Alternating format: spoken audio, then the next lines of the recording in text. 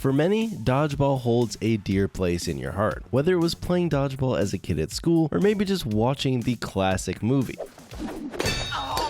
It's something that most people can easily relate to, or hell, maybe you just had terrible experiences playing dodgeball and it just constantly lives rent-free in your head. The concept of dodgeball is quite simple. Hurl balls at people and try not to get hit. And that is exactly what Valin Studios ran with in their game Knockout City, which came out in May of 2021. The game was part of the EA Originals program, which was EA's initiative to kind of support indie games, and it's actually a pretty cool program because it allows the studio to retain full creative control while receiving most of the game's profits after development costs for the game has been recouped. Upon release, the game actually was received pretty well. It received generally positive reviews, scoring in about the 80s on Metacritic, even able to attract 2 million players within the first week of release. However, that player base would not last forever, and eventually the game would kind of dwindle down until recently with the release of Season 6, the game went completely free to play. So today, we will check out and answer the question, can you still play Knockout City?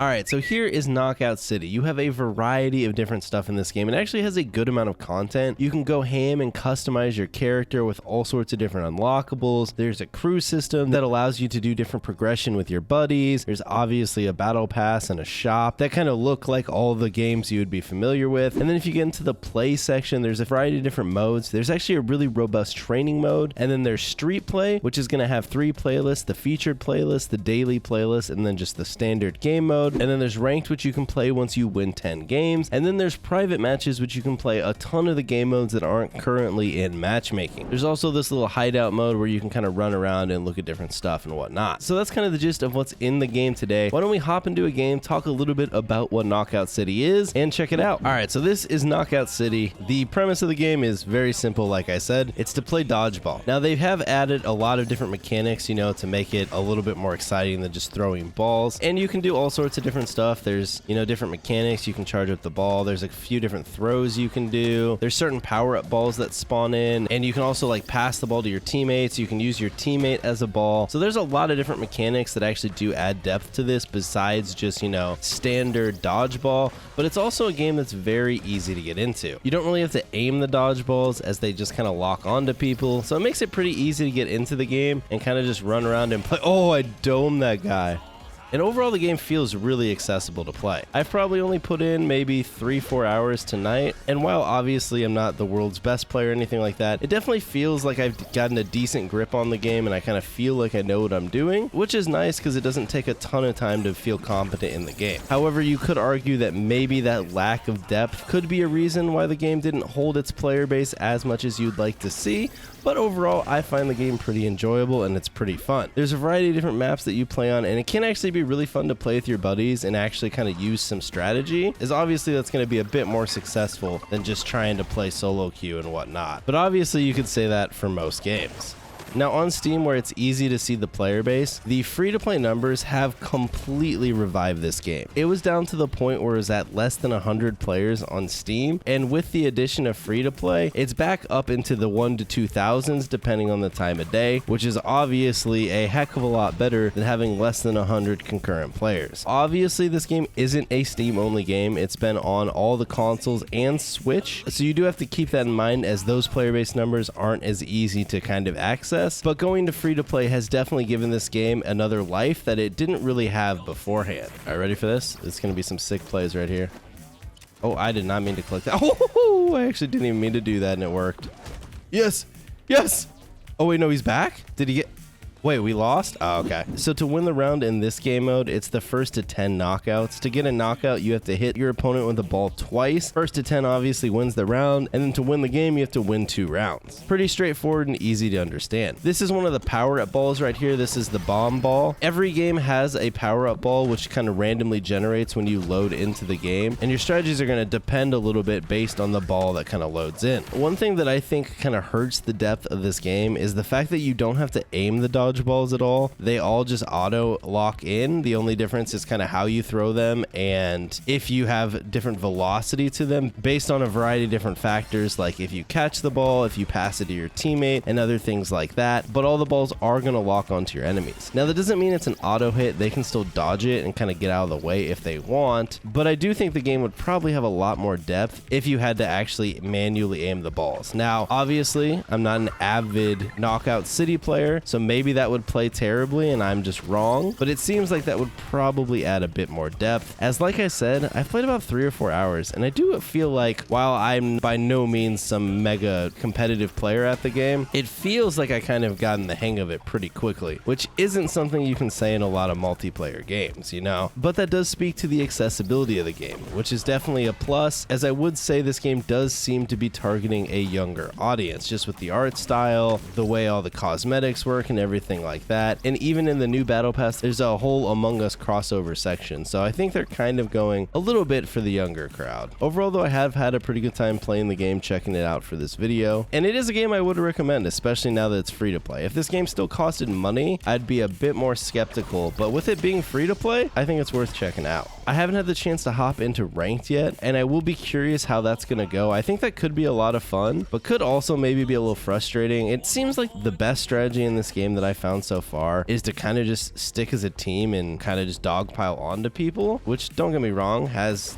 you know, strategy to it, but I don't know how deep that strategy is per se. So unfortunately, we ended up losing that one, but we will hop into one more before we kind of end out the video. The game does seem to be pretty generous with things that you can unlock for free, though obviously I'm sure there's plenty to spend your money on if you wish. All right, looks like this time we got the soda ball, which is actually kind of crazy. It reminds me a little bit of Splatoon. If you get hit with it, it's like you get hit with a bunch of pop and it kind of messes with your vision. It's pretty cool. This game we're going to go in, I'm going to try and focus a little bit more and kind of show you guys some of the mechanics a little bit more and see kind of how that goes. So you can pass the ball here to your teammates, which will give the ball added velocity when they go to throw it, if they want to. You can also throw your teammates, which is kind of fun, if they go into ball mode to allow you to. Oh, that guy just dumpstered me. Oh, no. Oh, he dropped it. That should have been an easy catch. Oh, no. No, this is what I mean. This is the soda ball. It really fucks up your vision. As you kind of throw the ball back and forth, it'll get more velocity as you catch it. So it gets harder and harder to catch the ball, which makes it so, you know, you don't just end up in like endless loops of throwing the ball. Plus, like I said, if you just get kind of multiple people throwing a ball at someone, there isn't really a whole lot they can do to stop it. Oh, and I knocked him. Easy. See if I help my teammate here. Oh, I fucked up. No. So you can knock the ball out of someone's hands. Oh shit, I can't see. You can dash into people and knock the ball out of their hands if they have a ball. You can also use that to knock people off the map if you wish. Ooh, he almost fell off the map. Yes. No. I fucked up. So each of the different maps in this game kind of have like their own little gimmick that make them a little bit different. So it does feel different playing all the different maps, but they do play pretty similar. It's not like they're super different or anything like that. They're just different layouts, and then some of them obviously, like I said, have like little gimmicks. Kind of reminds me of playing like Smash, you know, where a lot of the stages will have like the little gimmick that stage has that can kind of play into how the match is playing. See if I can knock. Yeah, see, this is how you knock it out of their hands, and then you can do a little play there, and there we go. Won the round. Before recording this video, I was playing with one of my friends, and this game is actually a lot of fun to play kind of with coordination with your friends. I think it's a bit more enjoyable than playing this solo queue, because you can kind of pass the ball back and forth a bit more, and you can kind of like team up on people, and that can actually be a lot of fun. Oh, I caught it. I'm like literally in a 1v3 here. Oh my God, I can't believe you didn't catch that. Where'd the ball go? Where'd the ball go? Yes. Yes. Yes. Yes. There we go. This is what we like to see. Oh, no. Oh, I tried to catch way too early. If you time your catch perfectly, it gives the ball like even more velocity, but you do have like a little bit of leeway. You don't have to time it super perfect. There's kind of like a window where if you get it perfect, then it rewards you, but even if you don't get it perfect, it'll still give you a catch. Oh, poop. The curveball got me. Oh, so there's how you throw your teammates. If they end up landing on you there, it's just the instant kill. So you really have to make sure that they don't land on you. And we're running out of lives here. We're gonna have to clutch this up. Ninja Bird should really be playing back. But we got 3 balls here. Nice. Oh no, never mind. Ah, I couldn't catch the second. Oh my. I just got dumpstered. He just double domed me. I need help from like teammates here bad. Oh, got him. Oh, I clicked it too late. Oh, we are getting dumpstered this round.